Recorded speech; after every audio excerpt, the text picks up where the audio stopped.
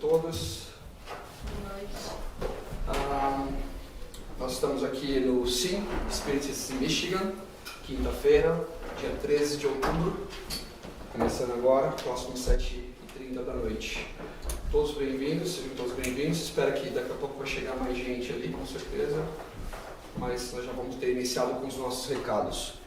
Para quem não sabe, obviamente, o Spiritism Michigan tem como objetivo divulgar a doutrina espírita. Esse é o nosso principal objetivo. E fazer a caridade. Então nós estamos com um evento agora marcado para o dia 19 de novembro. Então vocês são as primeiras pessoas a saberem aqui. Dia 19 de novembro, a gente ainda vai divulgar todos os detalhes, vai fazer todo o trabalho de divulgação. Mas a ideia é um evento aqui no SIM, com música ao vivo, como nós fizemos em março desse ano. E o intuito vai ser arrecadar alimentos para alguma instituição de caridade, que nós vamos também trazer todos os detalhes, e vender, obviamente, aqui alimentos para angariar fundo para o grupo e para outras entidades que necessitam. Então, marquem nas suas agendas, 19 de novembro, esse evento deve ocorrer à tarde, né? É um sábado, e junto com isso nós vamos também começar uma campanha campanha do agasalho. Então as crianças, né, que hoje estão aqui ao nosso lado fazendo o trabalho de evangelização, eles vão começar a preparar todo o material para fazer divulgação e também coletar agasalhos, roupas de frio, para a gente poder ajudar também as pessoas que mesmo aqui nos Estados Unidos, em Detroit, a gente sabe que tem pessoas necessitadas e a gente vai fazer o máximo possível para direcionar isso para essas pessoas. Então fiquem atentos, a gente vai ter uma caixa aqui, né, um lugar onde a gente vai recolher essas roupas e no final nós levamos para essa entidade. A ideia é que a gente faça toda essa campanha até o dia do evento, até o dia 19 de novembro. Então estão todos convidados, já façam por favor a divulgação entre amigos, conhecidos, familiares, com quem mais vocês possam passar essa mensagem, tá bom? Bom, meu nome é Ricardo Gutierrez, né? Para quem não me conhece. Hoje o assunto vai ser o céu e o inferno. Na verdade, é um tema que já foi trazido aqui há algum tempo atrás, 2 meses atrás. E hoje eu vou fazer um resumo disso novamente, porque algumas pessoas não estavam aqui, e também fazer uma abordagem um pouquinho mais detalhada no final, no capítulo 10, que vocês vão entender já já. Então vamos começar a nossa palestra, primeiro com uma preparação nossa aqui, para a gente poder tranquilizar nossas mentes, ajudar esse ambiente, agradecendo por toda a oportunidade de estarmos aqui reunidos, em nome de nosso Mestre Jesus, agradecendo aos nossos mentores individuais que nos trouxeram aqui hoje em segurança, e vamos fazendo essa subida vibratória, cumprimentando a todas as equipes que estão aqui trabalhando hoje, as equipes de limpeza e higienização, saudando a todos aqueles mentores que estão ajudando o nosso trabalho de alguma forma ao Grupo SIM, Spiritism Michigan. Com eles vamos saudando todas as fraternidades no espaço, aqueles que nos apoiam nas nossas causas de caridade, de trabalho e de ajuda ao próximo. Vamos saudando o nosso Divino Mestre, pedindo a Ele que nos fortaleça, que nos ampare, para que possamos lutar com todas as nossas forças para ajudar o próximo. Vamos pedir a eles que nos levem até o nosso Mestre Jesus, a quem agradecemos também por todos os seus ensinamentos, por ter nos trazido através do seu Evangelho muitos ensinamentos, que possamos colocá-los em prática. E pedimos a Ele que nos leve até o nosso Pai, a quem agradecemos pela nossa vida, por tudo que temos aqui na nossa atual encarnação na Terra. E através da oração que Jesus nos ensinou, vamos agradecendo a Ele. Pai nosso que estais nos céus, santificado seja o vosso nome. Venha a nós o vosso reino, seja feita a vossa vontade, assim na terra como nos céus. O pão nosso de cada dia nos dai hoje, Senhor. Perdoa as nossas dívidas, assim como nós perdoamos os nossos devedores, e não nos deixeis cair em tentação, mas livra-nos de todo mal, que assim seja. Graças a Deus. Ok. Obrigado. Então, vamos lá. A primeira pergunta que eu vou fazer, e aqui não é para gerar polêmica, é realmente para entender o quanto a gente acredita ou não acredita em determinado fato. Uma coisa que eu gostaria de deixar claro aqui, para todos que assistem as palestras, não acreditem em tudo que vocês ouvem aqui, porque nós também somos aprendizes. Nós também estamos aprendendo a cada dia que vem alguém aqui dar uma palestra, que a gente assiste uma coisa nova, a gente tem que estar aberto para aprender coisas novas e ser capaz também de discutir aquele assunto. Então, óbvio, a gente se prepara baseado naquilo que a gente aprende na doutrina, mas é sempre importante ter a participação de vocês. Perguntas, uma conversa franca para que a gente possa sempre eliminar dúvidas e a gente também poder aprender, porque a gente aprende juntos. Então, essa é a minha, vou dizer assim, meu desafio para todos nós aqui hoje. Então, o assunto é o céu e o inferno. O Badré não está aqui hoje, né? Eu gosto de citar ele porque na última palestra a gente fez uma brincadeira ainda. Quem aqui acredita no inferno como falado de um lugar ruim, de que a gente vai morrer um dia e vai para o inferno, ou então vai para o céu? Por favor, alguém acredita nisso ainda? Pode, não há nenhum problema, é só uma pergunta para a gente entender. Não? Ok. Talvez seja um bom sinal, se for verdade, né? A gente não sabe. Então, o assunto aqui hoje é baseado, obviamente, no livro de Allan Kardec, O Céu e o Inferno, né? Esse foi o 4º livro, escrito em torno de 1865, se eu não me engano, e ele traz explicações com base naquilo que Kardec pesquisou, né? Lembra-se que Kardec iniciou com o Livro dos Espíritos, a codificação, depois o Evangelho segundo o Espiritismo, o Livro dos Médiuns, o Evangelho segundo o Espiritismo, o Livro dos Médiuns e o Céu e o Inferno, que é o 4º livro. Isso é baseado nesses três artigos, esses 3 livros que ele trouxe. Primeiro, ele tentou elucidar, tentou trazer de uma forma mais racional e voltada, baseada naquilo que ele havia aprendido nos anos anteriores, tentar explicar o conceito de céu e inferno dentro da doutrina espírita. Por isso que eu fiz essa pergunta, e aí eu vou explicar um pouquinho aqui o porquê dessas crenças que nós temos, o porquê que a gente ainda tem isso muito enraizado e como a doutrina espírita realmente encara isso, ok? O principal objetivo desse livro, quando foi escrito por Kardec, né, codificado, obviamente, com o auxílio dos espíritos, ele simplesmente era o codificador, era explicar a justiça de Deus, né? Então, explicar o que acontecia após a morte. Tirar aquele conceito que ele também trazia enraizado, de acordo com a cultura, né, ocidental principalmente, e ele havia aprendido que não era bem assim. Aquilo que ele acreditava, que a maioria das pessoas, a massa ocidental acreditava, a partir da doutrina espírita, ele começou a perceber uma diferença. Então, essa era o principal objetivo. E ele dividiu esse trabalho em 2 momentos. A primeira parte, né, que estabelece um exame bem comparativo entre doutrinas religiosas, como elas encaram a vida após a morte, e aí ele traz o Espiritismo auxiliando nesse entendimento para explicar, vou citar alguns exemplos: morte de crianças, seres nascidos com deformações, acidentes coletivos, todos esses assuntos à luz daquilo que ele havia aprendido, sobre a reencarnação inclusive, que mais uma vez, já trouxemos aqui, a reencarnação não é do Espiritismo, né? Ela já era acreditada em povos muito mais antigos. O Espiritismo só tentou, de uma maneira, explicar isso e trazer alguns métodos científicos para provar que aquilo realmente era verdade. E aí, na segunda parte, ele também procura elucidar alguns temas sobre anjos, céus, demônios, inferno, penas eternas, purgatório, vários temas relacionados a isso. Então é aí que se constrói o livro Céu e Inferno. Todos aqui tiveram uma oportunidade de ler já o livro Céu e Inferno? Provavelmente não. É bem interessante.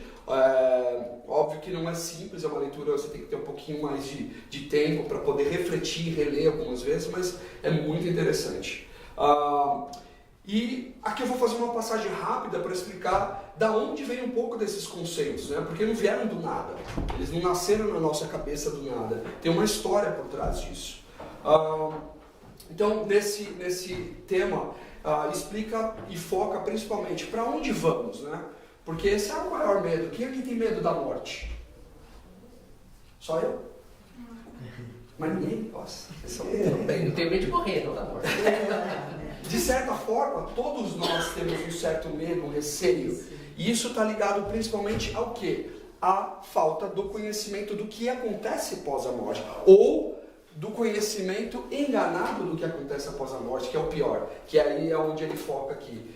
Isso não significa porque a gente é espírita, porque a gente acredita nisso, que a gente não tem medo. E os medos vão ser explicados por uma série de outras coisas. Tem a ver com o nosso aculturamento também, tem a ver com o nosso apego moral, principalmente, porque a gente é apegado às coisas, às pessoas, e é isso que nos faz temer a morte. E é isso que o Kardec tentou, e os espíritos, né, apoiando, obviamente, tentaram trazer para tirar esse peso das pessoas.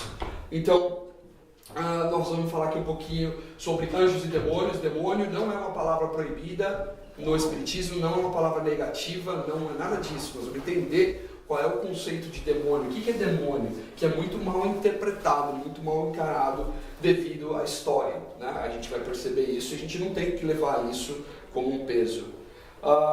Ele vai falar um pouquinho da classificação, né? Porque como a gente está falando do após a morte, como que os espíritos reagem? Então ele tenta, naquela época, e isso, gente, é um estudo, não significa que vai ser igual para todo mundo. Ele tenta classificar, né, os espíritos no momento do desencarne em espíritos felizes e espíritos mais ou menos felizes, que eu não me lembro exatamente o termo aqui, os que estão sofredores, né, e algumas outras classificações que eu vou citar daqui a pouco. Para que isso? Para tentar elucidar e através de entrevistas, porque no fundo foram entrevistas, foram depoimentos de pessoas que morreram, né, e que puderam se comunicar, explicar como que é a vida delas, como foi a passagem delas.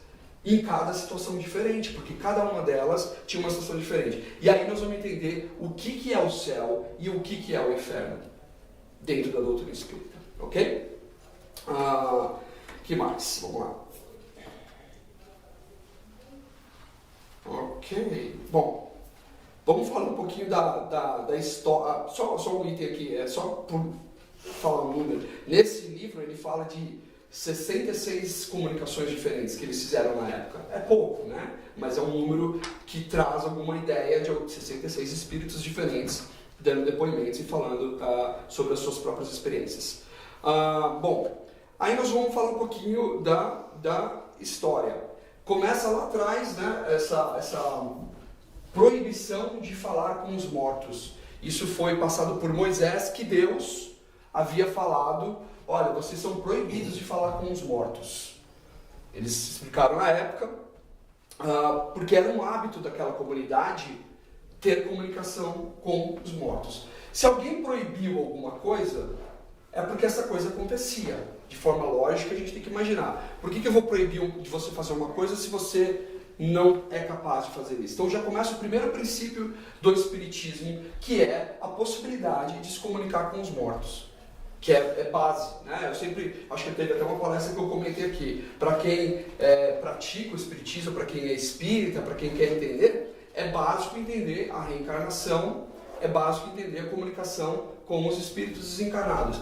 E Moisés, na época, trouxe isso como uma lei proibindo as pessoas de se comunicarem com os mortos. Por que será que ele proibiu?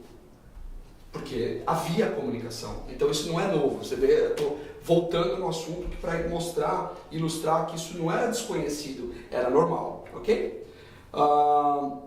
Lembrando que esse povo, né, que Moisés falava eram os hebreus, judeus, que ficaram 40 anos, né, no deserto, foram salvos, né, no deserto do Egito, e depois ele tinha que de alguma forma tentar educar aquele povo, trazer para uma comunidade mais concisa. Eles já eram o primeiro povo monoteísta, que acreditavam no único Deus, não eram mais politeístas. Então tem toda uma evolução e um porquê por trás disso.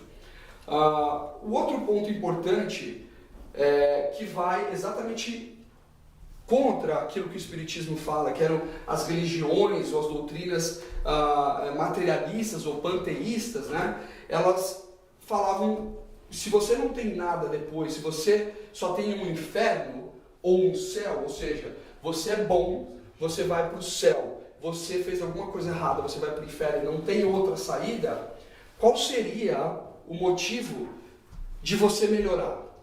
Se não há consequências, ou seja, eu já fiz algo errado, eu já cometi alguma coisa errada, eu não tenho mais como melhorar, eu não tenho mais volta, eu vou para o inferno. A minha vida acabou, eu vou para o inferno e acabou, né?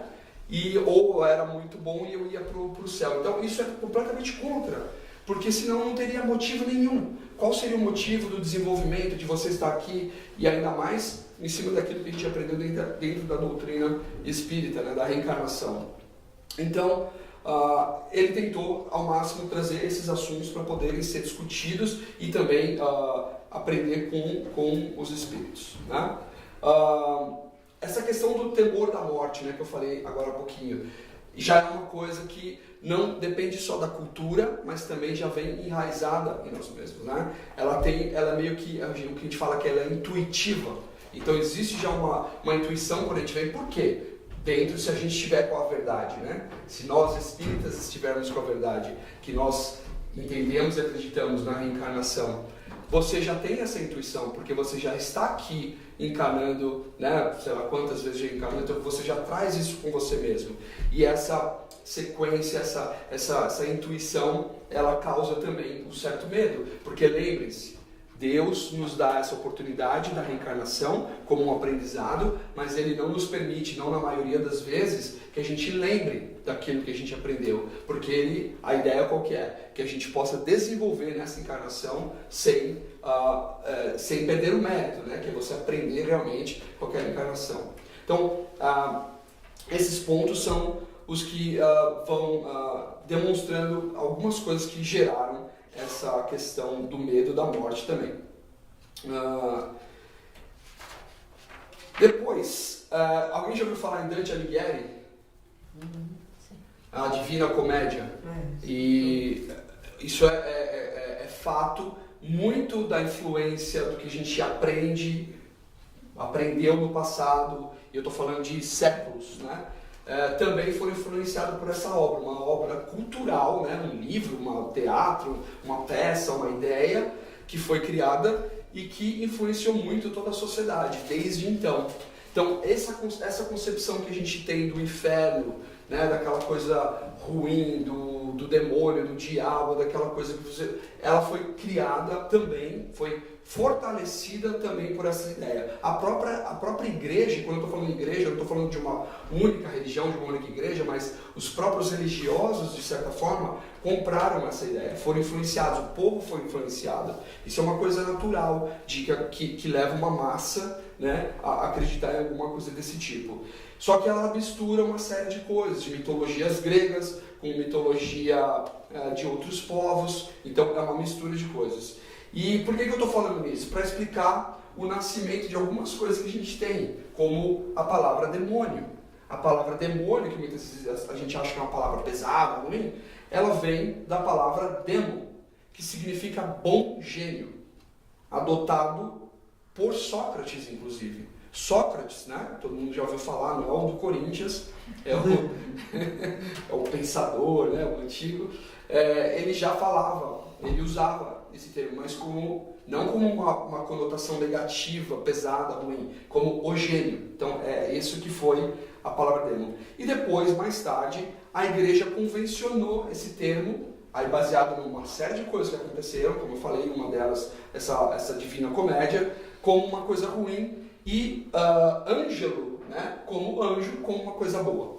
E aí é muito do que a gente tem hoje enraizado, praticamente, vou dizer todos nós, mas muitos de nós, né, pela cultura que nós temos. Uma outra palavra, Satã, também é uma palavra para a gente com uma conotação pesada, né, que linka ao diabo, ao demônio, Satã. Ela era uma figura folclórica do povo persa. Isso eu aprendi agora, eu também não sabia, não aprendi quando eu era criança, eu fui aprender lendo, né? Quando os hebreus foram liberados, e por isso que eu contei essa parte da história, quem liberou eles daquele tempo que eles estavam lá no deserto, né, que eles haviam fugido, foi Ciro, que era um rei dos persas. E essa palavra era utilizada por eles tinham uma visão diferente da visão que a gente tem hoje. Então eles tinham uma visão do céu e inferno que não é essa céu e inferno que nós vamos conversar hoje aqui, que a doutrina espírita entende. E esse inferno que eles entendiam era dirigido por Haimã. Haimã era o termo que era usado no termo persa. Depois foi utilizado pelos hebreus, judeus, como Satã. Mas o que significava essa palavra, Haimã? Ela significava o acusador, opositor, promotor celestial. Ela apareceu pela primeira vez no livro de Jó. Então, a gente começa a ver a origem das palavras e como elas vão sendo usadas ao tempo, né, ao longo do tempo, e vão influenciando na nossa cultura. E depois fala-se de demônio na Bíblia, que é o adversário, o que confronta. Isso é demônio, né? Esse era o termo de demônio naquela época. E lembrando, não vou citar nenhuma religião aqui, mas as religiões cristãs, né? Que a gente é cristão, elas passaram por várias transformações e vários momentos de acreditarem ou propagarem coisas diferentes desse tipo. Ok? Um outro ponto importante aqui, que é falado. O Jesus ele sempre deixou claro que nenhum de nós, nenhum dos filhos do Pai, né, que ele falava, seriam deixados para trás. Então esse é um ponto também muito importante, que vai completamente contra a ideia do céu e inferno que a gente conhece. Bom, se eu fiz alguma coisa mal aqui, o meu destino é o inferno. E isso realmente era acreditado até o ano 597. Né? Era dessa forma que era colocado. Por volta do ano 597, esse conceito foi um pouquinho alterado. Eles criaram o conceito do purgatório. Quem já ouviu falar no purgatório? Né? E a gente na doutrina espírita fala muito do umbral, né? Que é um conceito parecido. E não é por acaso. Né? Provavelmente a gente usa esse conceito do umbral muito também por causa do nosso conceito enraizado, parte da cultura que a gente teve, da cultura ocidental, que é diferente da cultura oriental. As religiões mais orientais, elas vão falar de uma forma diferente disso. Mas foi interessante que no ano de 597 depois de Cristo, esse conceito foi mudado na igreja. Eles perceberam que era um erro, acredito, né, no entendimento deles, esse conceito de que você não teria nenhuma salvação. Só que, óbvio, aí, como tudo na vida, começa a se aproveitar também disso, né? Então, eu vou para o purgatório, é a minha chance, se eu fizer alguma coisa interessante, eu vou ser salvo desse purgatório e eu vou ter uma chance para ir para o céu. Então, mais ou menos esse conceito, que foi já uma evolução. A gente não pode considerar isso como uma coisa negativa, como uma evolução, né, de pensamento. A gente está falando, aí entra religião, filosofia, uma série de coisas nesse meio que ajudam a entender. Então, graças a Deus, naquele momento, eles tinham esse espaço intermediário. Né? Então, opa, eu tenho salvação, eu ainda tenho chance. Olha só como está mais próximo da nossa ideia do Espiritismo, né? Que é o de eu me melhorar a cada dia, de eu ter as reencarnações e poder melhorar. E é isso. Bom, aí vamos entrar aqui um pouquinho no detalhe de cada parte. Esse é um resumo, tá? Essa palestra já foi dada aqui há uns 2 meses atrás, eu detalhei um pouco mais. Hoje eu vou focar mais no capítulo 10, para falar da intervenção dos demônios nas manifestações modernas. E quando eu coloco modernas aqui, lembre-se que isso foi tirado do livro Céu e Inferno, que é um livro de 1865. Eu não estou falando moderna 2022, mas eu li e reli aqui e muita coisa ainda acontece ainda da mesma forma, ok? Então, mas antes de eu ir para o capítulo 10 aqui, eu vou falar, só finalizar aqui a parte dos conceitos do céu. Os antigos, eles acreditavam, né, porque aí a gente vai diferenciar o que é céu e o que é inferno. Por enquanto a gente não entrou ainda o que a doutrina espírita passa isso pra gente. Mas os antigos, eles acreditavam nos múltiplos céus, né? Então eles viam a Terra como o centro do mundo, né? Imagina, a astronomia não era evoluída como é hoje, tudo isso. Não é que eram povos completamente ignorantes, mas eles ainda tinham um conhecimento restrito. Daqui 500 anos provavelmente a gente vai poder ver outras coisas, né? E eles acreditavam na Terra como centro do universo, né? Então os céus eram camadas, é o que eles viam mesmo, né? As nuvens, e ali eles acreditavam que tinham várias camadas, céus sobrepostos, né? Com matéria sólida e transparente, que é o que a gente vê que é a nuvem. Essa ideia, obviamente, dependia muito da astronomia da época, da ciência da época, né? E com o tempo isso foi se mudando. a gente sabe que, agora eu não vou falar o ano que eu vou errar, mas Galileu Galilei, num ano X lá que eu não me lembro mais, ele falou que a Terra era redonda. E ele foi considerado herege pela igreja naquele momento. 1621. Não sei, 1621? Certo? 28. 28? Eu vou pesquisar depois, que agora eu não sei. Mas ele foi considerado herege, gente. Imagina isso. Só que aí a gente volta à noite, avança no tempo. 2021, 2020, há pouco tempo atrás, a gente ainda está ouvindo pessoas falarem da Terra ser quadrada, plana, né? Mas não é?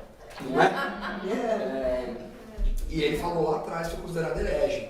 Anos depois, ele foi perdoado oficialmente porque entenderam que aquilo era real, era verdade. Bom, e aí vamos entrar no Espiritismo, né? A gente traz o entendimento do Espírito, que nós temos o corpo carnal e o corpo espiritual, o nosso espírito. E da mesma forma nós entendemos a força do pensamento, das vibrações e de tudo que a gente sente, de como a gente influencia e de como a gente vive o dia a dia, como a gente fica perturbado, ou quando a gente está bem, quando os nossos pensamentos estão bons, quanto que uma energia pode ser bem transmitida por uma outra pessoa e pode ser recebida de uma outra pessoa. Todos esses conceitos dentro do Espiritismo, a reencarnação. Eu posso vir aqui porque eu vou aprender novamente, eu vou consertar as minhas falhas, eu ainda não estou bom o suficiente. Então, existe a chance de você melhorar, ok? E uma coisa que é muito clara, a gente não consegue resolver todos os nossos problemas numa única encarnação. Então esse é um conceito muito importante, porque muitas pessoas ficam desesperadas, né? Eu preciso fazer todo o bem da humanidade numa única encarnação. Às vezes naquela encarnação você ainda está aprendendo, você ainda está pegando, né, esses ensinamentos, está conseguindo vivenciar um pouco daquilo. E não é para ver essa cobrança, porque aí é onde nós começamos a criar os nossos infernos e os nossos céus. Nós temos a chance todo dia, quando nós acordamos de manhã, de criar o nosso céu e criar o nosso inferno. O nosso céu e o nosso inferno, eles estão no nosso pensamento, nas nossas atitudes, como nós externamos e como nós vivemos isso, aqui na Terra ou fora dela. Então isso é depoimento dos espíritos desencarnados. Nós, se refletirmos, a gente vai entender isso. Então esse é o ponto que a doutrina espírita coloca como o céu e o inferno. Nós temos o céu e o inferno todo dia das nossas vidas, encarnados e desencarnados. E aí nós vamos falar agora um pouquinho do momento do desencarne, que é aquele momento de separação, que ele é difícil. O medo da morte, como eu falei. Eu tenho medo da morte, eu não tenho por que mentir. Eu entendo, eu aprendi algumas coisas, mas tem momentos que eu paro e eu falo, nossa, como é que será, né? Eu acredito nisso, acho que vai ser assim, mas aquela sensação de que é algo que eu não me lembro mais e que eu vou passar por alguma experiência, eu tenho, e eu leio isso. Né? Eu vejo pessoas que tiveram essa experiência e que puderam passar essa experiência. Me conforta, de uma certa forma. Então vem aquele momento de conforto e desconforto ao mesmo tempo. Depende do que vocês acham. Como que eu vou me sentir um dia confortável e outro dia não tão confortável? Do apego ao material. Meu apego, daquilo que eu estou pensando naquele momento. Todos nós passamos por altos e baixos. Todos nós temos momentos mais difíceis, momentos mais de felicidades. A gente aprendeu que a Terra não é um local de felicidade plena, ela é de expiação. Então a gente vai passar por esses altos e baixos. Agora, o que deixa bem claro aqui é o céu ou o inferno que nós vamos passar no momento do desencarne depende de como nós estivermos quando nós chegarmos lá. O quanto nós caminhamos, o quanto nós nos desapegamos, o quanto nós entendemos essa diferença. Isso vai contribuir, e muito. E aí a gente vai falar de alguns depoimentos. Eu já estou mencionando isso. Já vamos falar de alguns depoimentos aqui rapidinho. Intervenção dos demônios nas manifestações modernas, que era o tema que eu queria trazer, que é o capítulo 10 aqui do livro. Eles falam o que Kardec tentou fazer? Tirar essa impressão de que tudo que era colocado naquela época, que era manifestação espiritual de alguém desencarnado, era coisa do demônio. E ele tentava explicar, esse demônio que vocês estão prendendo não existe. O que existe são seres humanos desencarnados em níveis de evolução diferentes que se comunicam, como nós nos comunicamos aqui. E que existem pessoas que têm capacidade de entendê-los, de conversar, de vê-los, e eles se manifestam. Então era isso que ele tentava mostrar. Não existe demônio, vai existir da mesma forma como existe aqui na Terra aquele ser humano mau, que comete coisas ruins, que faz maldades, que causa problemas para os outros, existe também como desencarnado, porque ele ainda não encontrou o caminho dele. E aí vem o outro ponto, não encontrou ainda o caminho, que é completamente diferente do céu e inferno antigo. Ele vai ter a chance, ele vai encontrar, ele vai poder ter a oportunidade de ser resgatado, ele vai ter a oportunidade de se desenvolver. Pode levar 10, 20, 30, 100 encarnações, mas ele vai encontrar. E aí ele relata isso através de depoimentos. Ele consegue, né, conversar com alguns espíritos sobre esse ponto. Só voltar aqui um pouquinho, alguns pontos. Então ele tenta trazer isso de uma forma estruturada, mostrando que aquilo que a maioria das religiões ali, de novo, ocidentais, tentavam colocar, não era uma verdade. Né? Que essa comunicação não era demoníaca, eram simplesmente irmãos nossos, né, desencarnados, tentando de alguma forma se comunicar. E aí eram os efeitos que aconteciam, chamados paranormais, ou considerados coisas do demônio. Até hoje, né, existe esse entendimento em algumas linhas de raciocínio religiosos.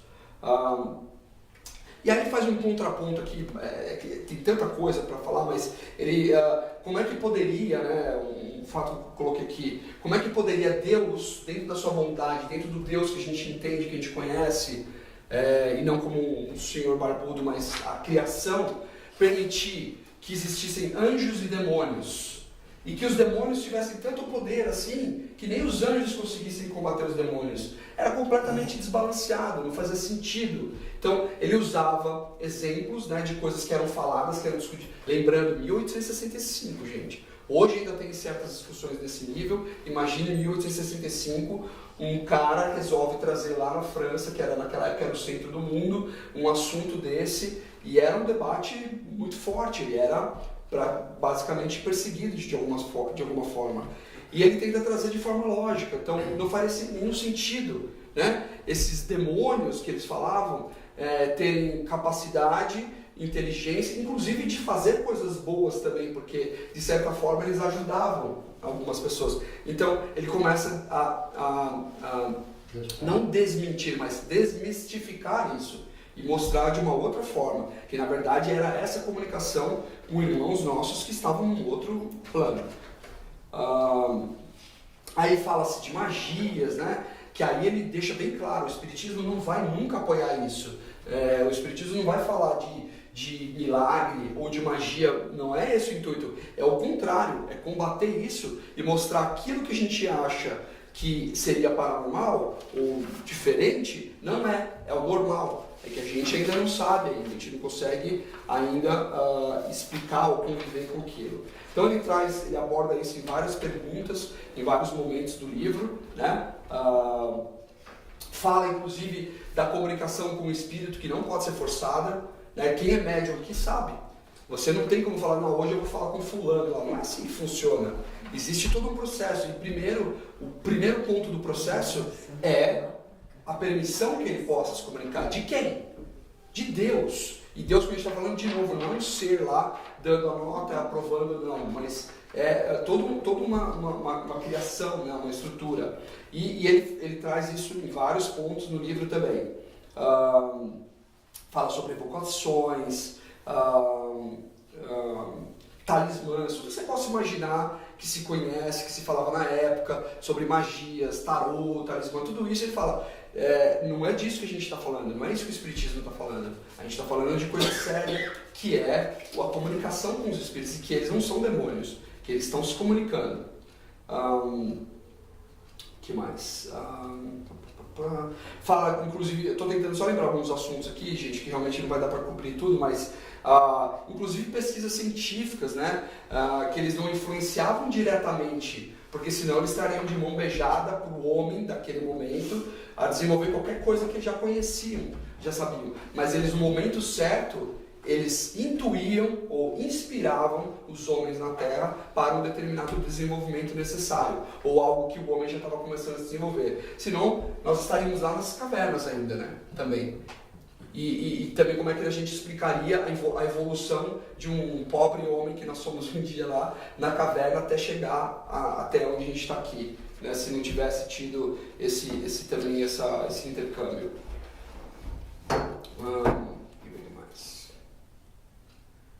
Ok, só para ver se eu não esqueci de nada.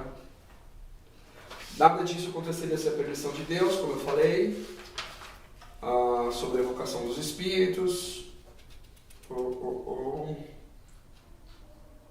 Ok, basicamente é isso. E aí eu vou finalizar aqui com algumas comunicações, né, que como eu falei, ele classificou em espíritos felizes, espíritos em uma condição média, espíritos sofredores, suicidas, e tem mais 2 classificações aqui, mas eu só vou dar alguns exemplos. Esses são os 66 casos que estão aqui no Céu e Inferno. Existem muitos outros livros, muito depois de Kardec, que trazem muitas outras comunicações feitas, que a gente pode também se utilizar para aprender. Mas eu vou citar só algumas bem rapidinho aqui.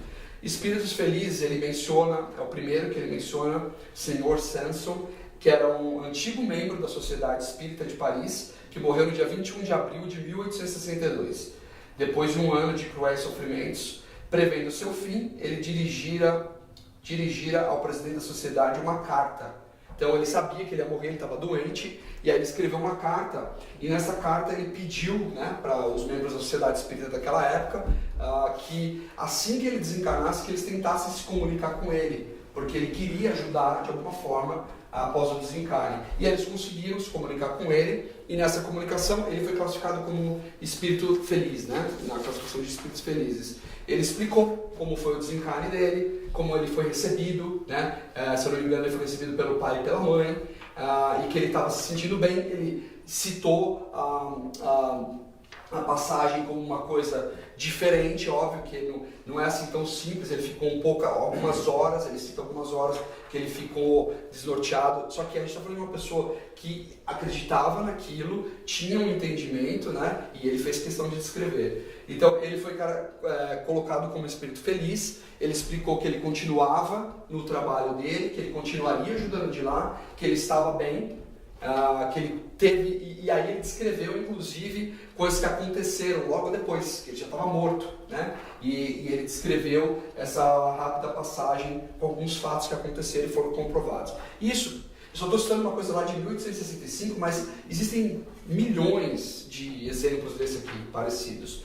Aí depois ele fala dos espíritos em condição média.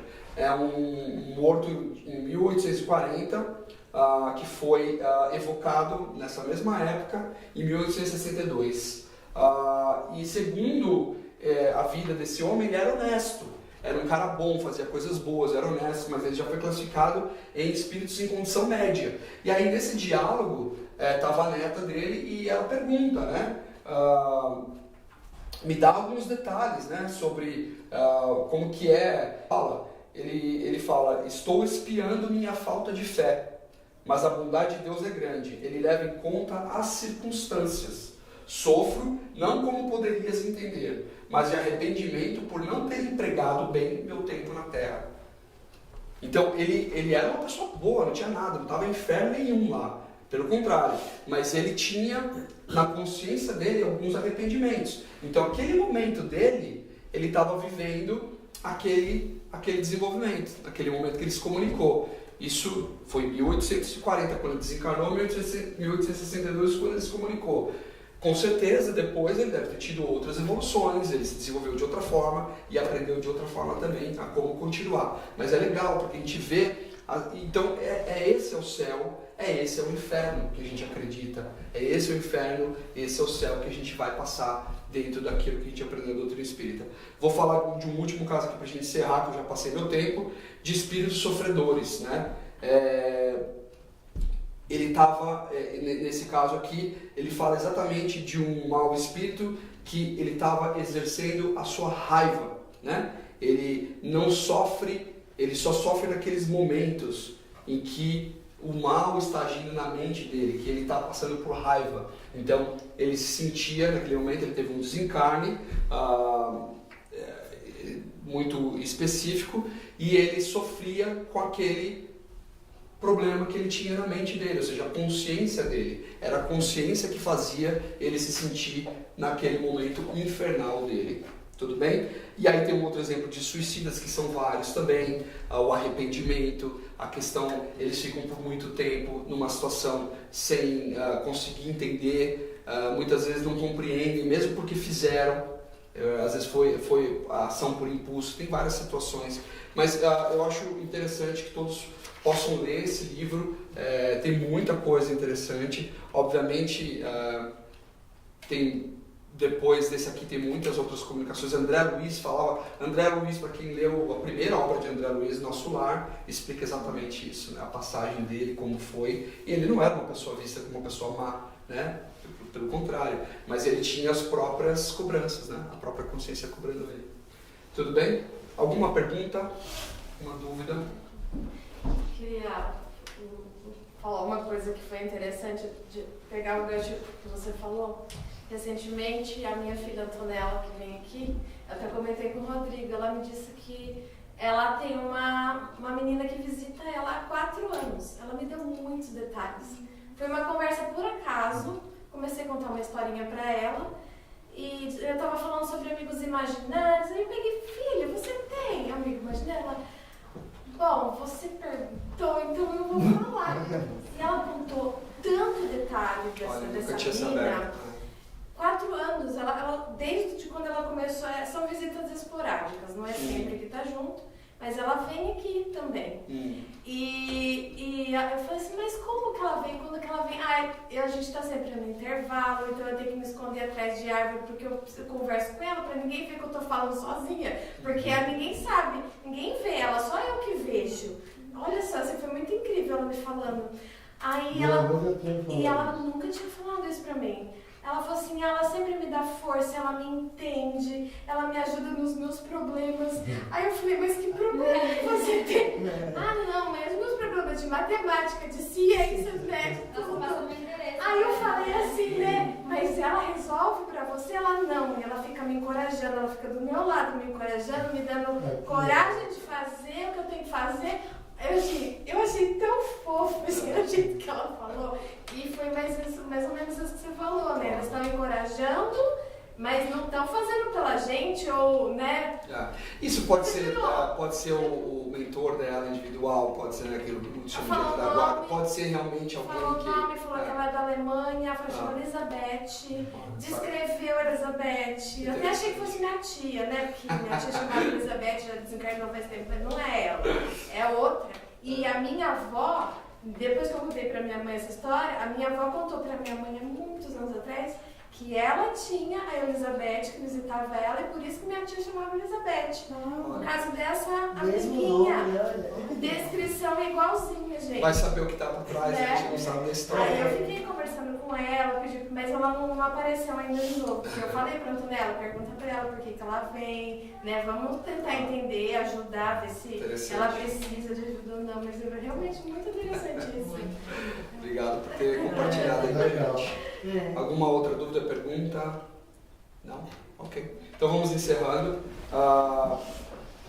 Nos agradecendo por essa oportunidade de estarmos aqui, apoiando também os médios que vão sair daqui para o trabalho.